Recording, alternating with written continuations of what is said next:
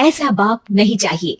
एक बड़े शहर में रतनलाल अपनी बेटी संध्या और छोटे बेटे कुणाल के साथ रहता है। रतनलाल बहुत गरीब है और शराबी किस्म का आदमी है। वो रिक्शा चलाकर अपना जीवन यापन कर रहा है। रतनलाल एक अधेड़ उम्र के आदमी योगेश्वर को कभी कभी अपनी रिक्शा से मार्केट या मंदिर छोड़ता है और कभी कभी बाजार से उसका सामान भी ले आता है। एक दिन रतनलाल योगेश्वर से कहता है, साहब, आपके पास गाड़ी है, फिर भी आप कभी कभी रिक्शा से क्यों जाते हो? इन शहर की गलियों को आराम से देखना मुझे बहुत पसंद है। ठीक है साहब, मैं चलता हूँ, कल फिर आऊंगा। अरे रतनलाल, रुको तो। मैंने सुना है कि तुम अपनी बेटी को कुछ पैसों के बदले किसी को दे रहे हो। अभी किसी को बेचे नहीं तो क्या करे साहब। एक छोटा बेटा है, उसको पढ़ाना भी है, उसकी देखभाल भी करनी है, और अगर मैं बेटी को घर में रखूंगा तो उसकी शादी कैसे करूंगा साहब। तुमको कितने पैसे मिल रहे हैं? अब 50,000 साहब। देखो, मैं तुमको पूरे 20 लाख रुपए देता हूँ। तुम अपनी बेटी संध्या को मुझे दे दो। हैं? 20 लाख? धन्यवाद साहब, धन्यवाद। मैं कल ही उसे आपके पास छोड़ जाऊंगा साहब। अगले दिन रतनलाल संध्या को हमेशा के लिए योगेश्वर के यहाँ छोड़ आता है और बदले में 20 लाख रुपए लेकर घर आ जाता है। रतनलाल जिंदगी में पहली बार इतने पैसे पाकर बौखला गया। उसने एक अच्छा घर लिया। कुणाल, अब हमें कोई चिंता नहीं है, तो अब अच्छे से पढ़, खूब मन लगाकर पढ़ाई करना।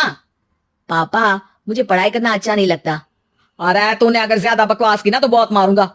कल से तू अच्छे स्कूल में जाएगा तो जाएगा, हाँ बस। कुणाल का एडमिशन एक अच्छे स्कूल में हो जाता है, लेकिन आए दिन स्कूल से शिकायत आती ही रहती है। 10 साल बाद एक दिन प्रिंसिपल मैडम रतनलाल को स्कूल में बुलाती है। रतनलाल, आपका बेटा कुणाल बहुत आवारा हो गया है और ये बिल्कुल भी पढ़ाई नहीं करता है, बल्कि उसका दिमाग गलत कामों में जा रहा है। मैं उससे बात करूंगा मैडम। ठीक है, आज ये आखिरी मौका है, अगली बार तो मैं उसे स्कूल से ही बाहर निकाल दूंगी। रतनलाल घर आ जाता है और कुणाल से कहता है, कुणाल बेटा, मैं तुम्हारे ऊपर इतना पैसा लगा रहा हूँ, फिर भी तुम स्कूल में सही से क्यों नहीं पढ़ते हो? आप तो रहने ही दीजिए, मैं सब जानता हूँ कि ये पैसा कहाँ से आया है। और वैसे भी अब ये पैसा मेरा है, मेरा जो भी मन होगा मैं करूंगा।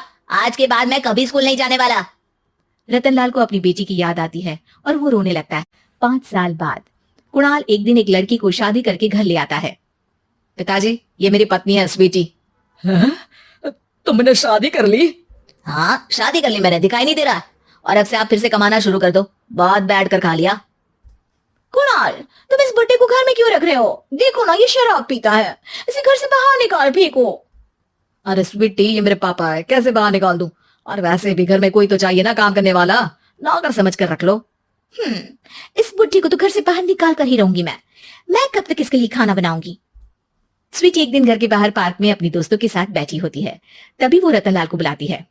पिताजी, मेरे कमरे में मैं अपना फोन छोड़ आई हूँ, जरा ला कर तो देना। हाँ जरूर, अभी लेकर आता हूँ। रतनलाल फोन लेकर आ जाता है। कुछ समय बाद स्वीटी के फ्रेंड्स भी चले जाते हैं। स्वीटी अंदर आकर शोर मचाती है, चोर चोर। कहाँ है चोर? मुझे तो यहाँ कुछ नहीं दिख रहा। अरे ये अलमारी खुली पड़ी है, जरूर किसी चोर ने ही खोली होगी। अरे कौन आया था यहाँ? यहाँ तो पिताजी आए थे बस। अरे बहू, मैं चोर नहीं हूँ। मुझे तो आप पर अब बिल्कुल भी विश्वास नहीं है पिताजी, क्योंकि जब आप पैसे के लिए दीदी को बेच सकते हो तो आप चोरी भी तो कर ही सकते हो। अरे लेकिन वो सब तो मैंने तेरे भले के लिए किया था ना। मैं तो कहती हूँ कि हमें इनकी कमरे की तलाश लेनी चाहिए। तुम बिल्कुल सही कह रही हो, चलो।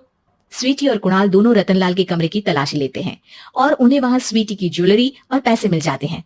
मैं तो पहले ही जानता था कि चोर आप ही हो। निकल जाओ मेरे घर से और दोबारा अपनी शक्ल मत दिखाना।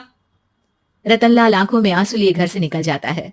स्वीटी मन ही मन सोचती है, आज तो मेरी प्लानिंग सफल हो गई। जैसा मैं चाहती थी ऐसा ही किया और बड़ी आसानी से उस बुड्ढी को चोरी का इल्जाम लगाकर घर से भगा दिया। रतनलाल की हालत अब ज्यादा खराब हो गई और वो सड़क पर बैठकर भीख मांगकर खाने लगा। एक दिन वहां एक गाड़ी आकर रुकी और सड़क पर बैठे सभी भिखारियों को अपने सेंटर ले गई। एनजीओ की मालिक संध्या एक एक करके सभी को सुविधा मुहैया कराती है। तभी उसकी नजर रतनलाल पर पड़ती है। पिताजी? संध्या, तू? पिताजी, आपकी ये हालत कैसे हुई? ये सब मेरे बुरे कर्मों की सजा है जो मुझे मिल रही है। मुझे माफ कर दे बेटी।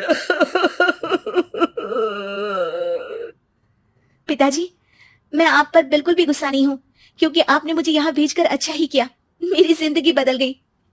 लेकिन ये सब हुआ कैसे बेटा? आप ये नए कपड़े पहनो, तब तक मैं योगेश्वर अंकल को बुला कर लाती हूँ। योगेश्वर अंकल? हाँ अंकल। योगेश्वर जी ने तुझसे शादी नहीं की थी? नहीं तो पापा, उन्होंने तो मुझे पढ़ा लिखा कर इस काबिल बनाया है कि मैं आज सबकी सेवा कर पा रही हूँ। रतनलाल पश्चाताप करके रोता रहता है। तभी योगेश्वर भी वहां जाता है। रतनलाल जी, आपकी ये हालत कैसे हुई, इतने सारे पैसों के बावजूद भी?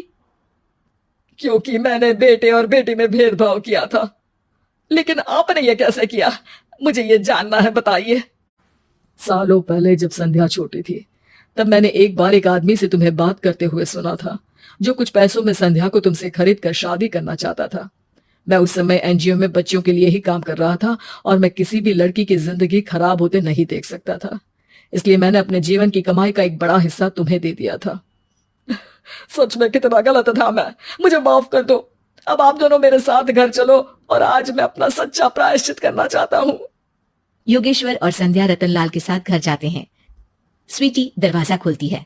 चोर भिखारी, तो फिर से आ गया, चल भाग यहाँ से बुड्ढे। यह घर तुम्हारे बाप का नहीं, मेरा है, बाहर निकलो यहाँ से। रतनलाल कुणाल और संध्या को घर से बाहर निकाल देता है। योगेश्वर जी, अब ये घर आपका है और अब आप यहाँ एक और एनजीओ खोल सकते हैं। शायद अब ये सच्चा प्रायश्चित है। संध्या अपने पिता के गले लग जाती है।